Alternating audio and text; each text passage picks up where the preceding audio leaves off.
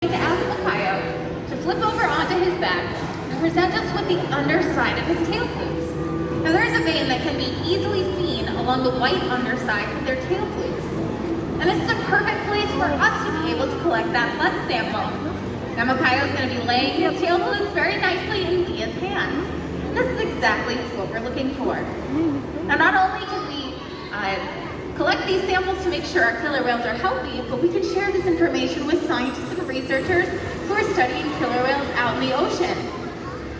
Now another important diagnostic tool not only are those blood samples, but again, something you're all trained to do. You know to step onto a scale to see how much you weigh.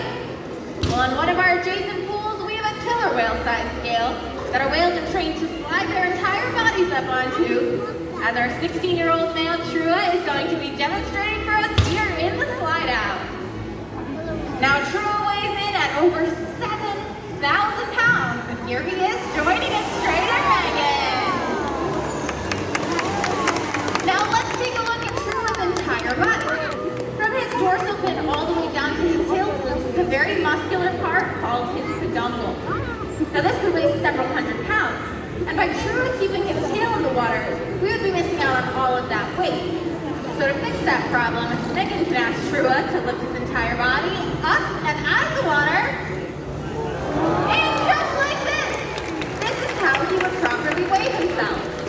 Now we weigh our younger whales to make sure they're growing properly, and our older whales like Katina to make sure they're maintaining a healthy weight.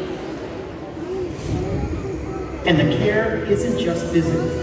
Mental stimulation and play are vital, and we surprise and engage with our whales at every opportunity. Play is how killer whales teach their young to hunt. And for the adults, play is important too. It seems that they just enjoy having fun. Making time for play is an important part of life for killer whales and for us. Well, hi everyone! Nice. I'm over on the left-hand side of the glass. You know, observational learning and mimicry play a critical role in the killer whales' lives.